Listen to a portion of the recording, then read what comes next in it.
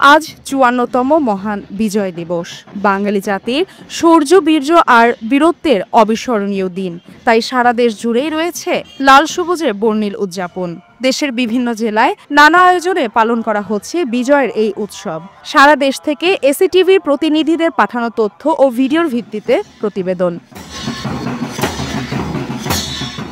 জয়পুরহাটে যথাযোগ্য মর্যাদায় নানা আয়োজনের মধ্য দিয়ে মহান বিজয় দিবস পালিত হচ্ছে।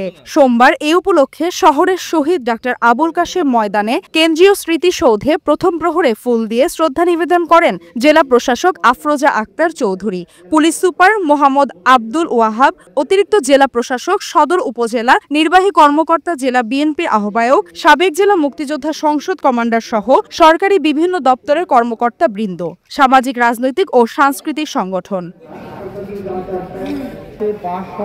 খুলনায় গল্লামারী শহীদ স্মৃতিসৌধে পুষ্পমাল্য অর্পণ করে শ্রদ্ধা নিবেদন করেন বাংলাদেশ মুক্তিযোদ্ধা সংসদ জেলা ও মহানগর ইউনিট, বিভাগীয় কমিশনার, কেসিসির প্রশাসক, রেঞ্জ ডিআইজি, পুলিশ কমিশনার, জেলা প্রশাসক মোহাম্মদ সাইফুল ইসলাম, সরকারি বেসরকারি দপ্তর, বৈষম্য বিরোধী ছাত্র আন্দোলনের প্রতিনিধি, শিক্ষা প্রতিষ্ঠান, বিভিন্ন রাজনৈতিক দলের নেতাবৃন্দ সহ সামাজিক সাংস্কৃতিক সংগঠনের প্রতিনিধিরা।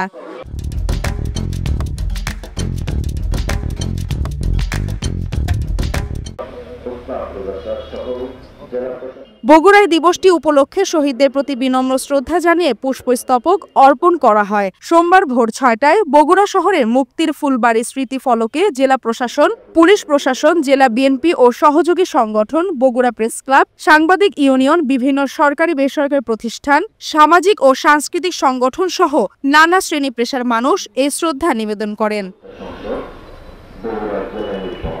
জামালপুরে শহরের দয়াময়ী এলাকায় সূর্যোদয়ের পরেই শহীদ স্মৃতিস্তম্ভে পুষ্পস্তবক অর্পণ করেন জেলা প্রশাসক হাসিনা বেগম।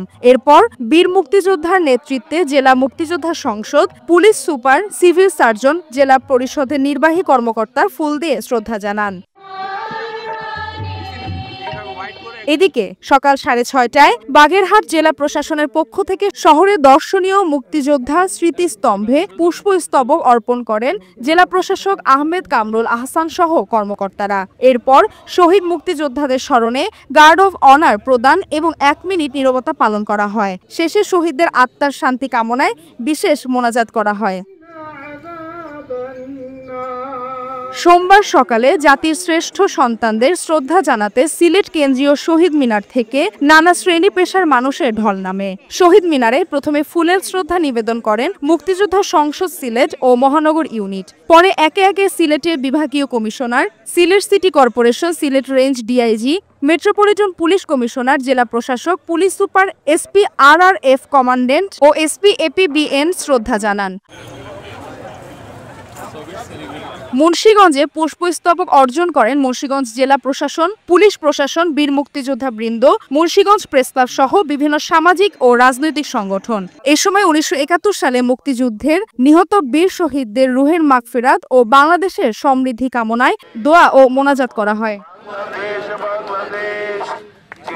নাটোরের শহীদদের স্মরণে মাদ্রাসা মোড় স্মৃতিস্তম্ভে পুষ্পমাল্য অর্পণ, জাতীয় ও দলীয় পতাকা উত্তোলন, ১ মিনিট নীরবতা, দোয়া ও মোনাজাত অনুষ্ঠিত হয়। এ সময় উপস্থিত ছিলেন জেলা প্রশাসক আসমা শাহীন, পুলিশ সুপার মোহাম্মদ মারুফাত হোসাইন, নাটোর সদর উপজেলা নির্বাহী কর্মকর্তা, বাংলাদেশ টেলিভিশনের কর্মকর্তা কর্মচারী সহ বিভিন্ন দপ্তরের সরকারি কর্মকর্তা ও বীর মুক্তিযোদ্ধারা। শহীদ স্মৃতিস্তম্ভে শ্রদ্ধাঞ্জলি নিবেদন সহ নানা আয়োজনের মধ্য দিয়ে বরিশালে উদযাপিত হয়েছে মহান বিজয় দিবস।